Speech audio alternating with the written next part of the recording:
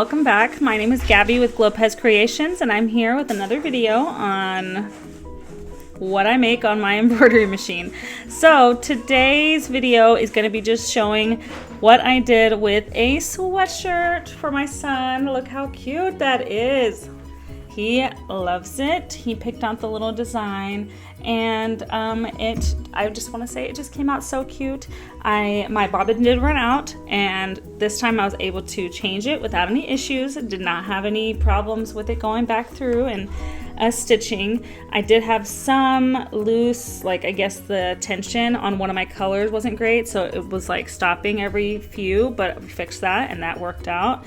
And yeah, I love it. I think it just came out so cute. One thing I do want to mention is this is a kid's sweater, so I didn't want it to be like humongous.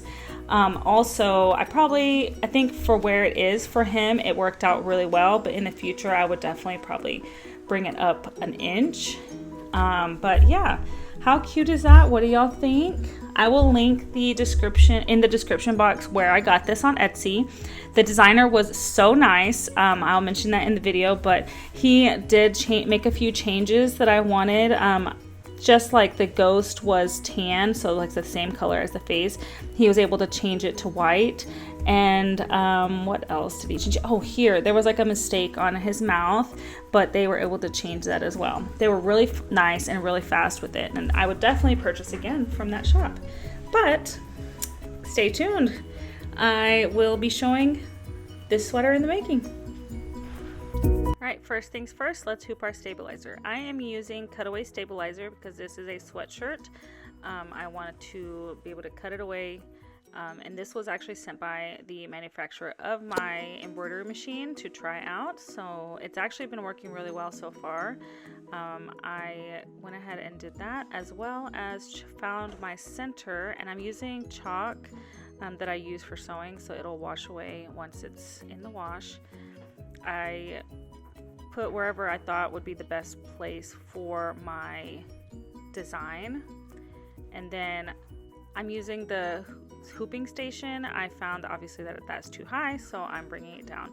I am still trying to figure out this setup, so I struggled a little bit, and I definitely re-hoop it later again. I don't think I showed on video, but if I do, then yeah.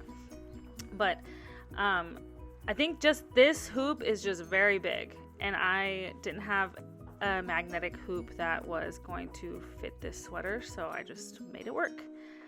I do like the magnet hoops a lot, though. I will definitely be buying more. All right, next day, good morning. So here I have my sweater. Fingers crossed it is correct. I went ahead and printed the design so I can make sure. This is the 5-inch. I'm gonna line up my lines as best as possible. And I'm gonna go ahead and load up my design. So we're gonna go up here to the folder. Okay, I'm gonna have to change a lot of colors, but we're gonna import that. I adjusted it too. The guy was really nice. He was great. He the initial design, let's get out of here. La boo boo. The initial design had some problems for me. I'm gonna switch it because my sweater is head this way. I don't want to stretch out the neck. So this is how it will look. Obviously, we don't want it all purple. So give me 1 second so I can get the plan. I printed out the steps, which I'm not gonna show, but I printed out the steps so that I knew which steps were for what. So maybe we won't have any issues. But the guy was really nice because he initially had the ghost as the same color as the face, and I didn't want that. I wanted the ghost to have the white sheet and then the face to be a different color. I did adjust the design because I didn't want to ask him to do it again, but on the skeleton, I put a stop for right before the skeleton bones so that those would be white instead of also the color of the face. So first step is going to be the back, which is going to be red because it's also part of the cape. And then the next step is going to be black because that's the color that we want for that character. Then next is orange. And then let's see. Oh, it's going to be brown on top of for the pumpkin stem and the fur. And then the next color. Okay, so on the instructions, it's showing 4 and 5 as the same colors, which is fine, but for some reason it broke it down here. Anyways, next is gonna be the face, which I switched to tan. I'm gonna double check because, okay, yes, 11 is tan. All right, so we got, excuse me, 11 is tan, and then the next step is going to be the white, and then white again. Oh, no, go back. Tan again, because the hand and the skeleton were together, so we're gonna change that to the tan color for the body, and then white. And I feel like I am missing a step. Am I? It says I should have, oh, I'm dumb. It went down. Black. 4. Oh no, wait, go back. Tan for the ears. Oh wait, no. We're gonna do pink. Let me look at my pink first. Okay, no, this is 10. Yeah, I want a lighter pink for the inside of the ears. But I might change that. I feel like, yeah, we're just gonna do pink. I'm not really trying to, it's not very big. It's not very much. So this part will be pink. I don't wanna do the same color as the ears because then it'll blend them. Okay, and then the last color is black for the outline. Whew, no! Okay, I thought I changed it. Okay, I forgot we were canceling that. Let's go to this. User settings. Okay, I found it. So basically you're gonna come in here, you're gonna click, let me try it again, let me show you. User settings, click this thing. Oh, no, come back.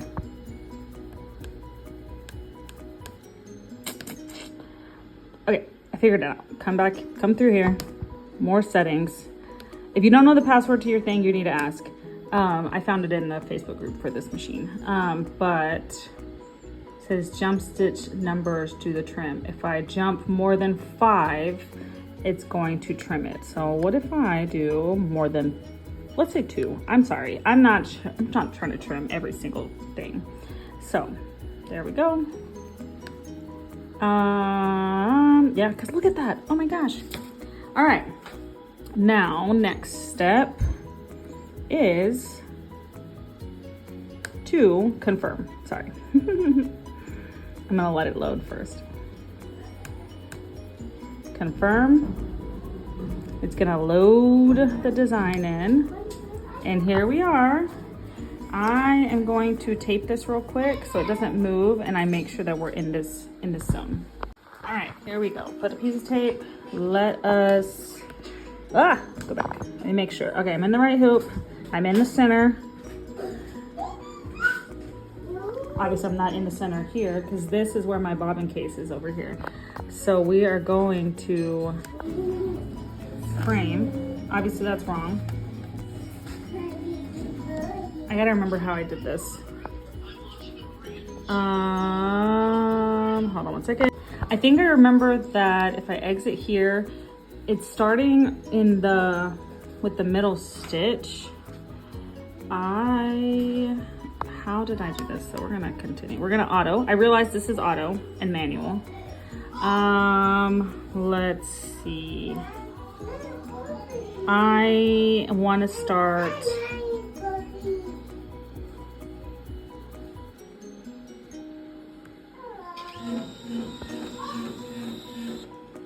okay, that's not actually where I want to start, but exit. Now I'm gonna try to frame it.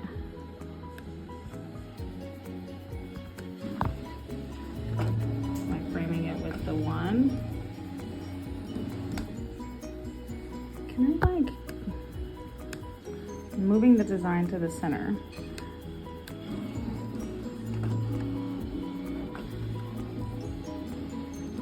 I feel like that's not right. What am I doing right now? All right, let's pause. All right, so two things. My laser pointer thing had gotten bumped, so that was off.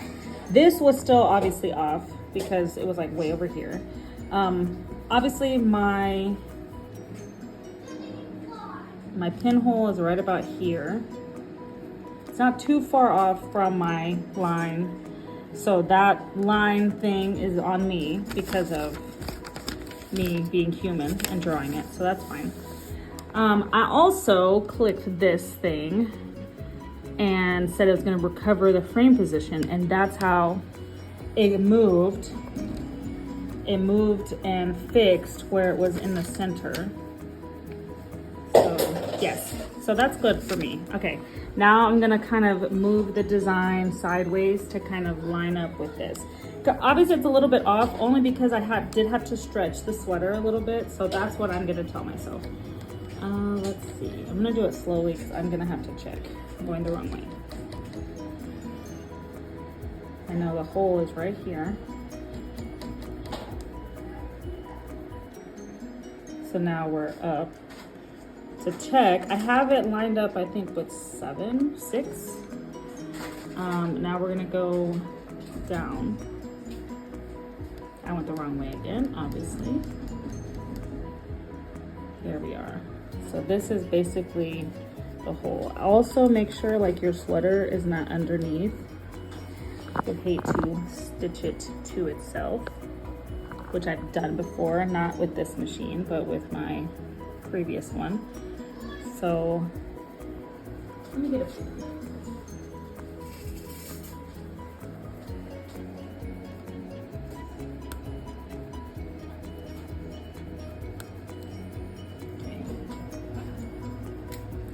we are going to, I'm going to check. Yeah, we're on 6. So needle 6 is in the middle. So I'd say that's pretty close. I might move it a little, oh no, come back. A little bit more. Centered, needle 6 centered. Looks pretty dang close. Maybe a tiny bit. I say a tiny bit and then it jumps like a huge jump. Okay, I think we're good. I'm gonna frame it with not 7, 6.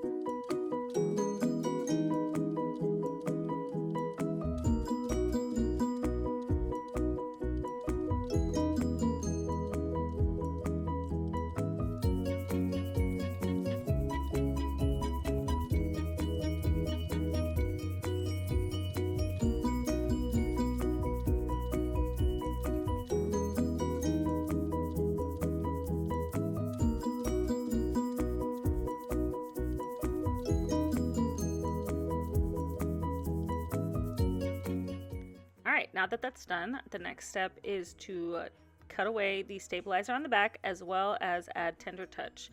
Some people also trim the pieces on the back, which I do trim a little bit of it. There weren't really all that many. But this is where I discovered that my cutaway was somewhat tearaway as well, which my manufacturer told me as well that that is possible. So that was nice. I just made sure to hold down the stitches as I go around, and then I just measured how much stabilizer I needed and cut that with my rotary.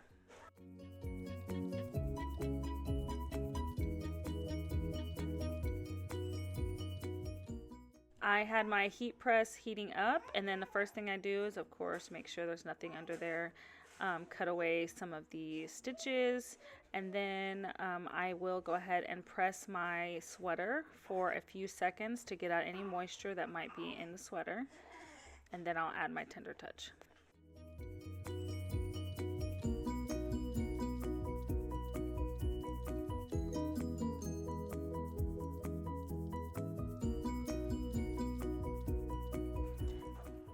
After that, I go ahead and turn it inside out, and I'll press the front as well for a few seconds. I did go ahead and wipe away the chalk marks and then pressed it.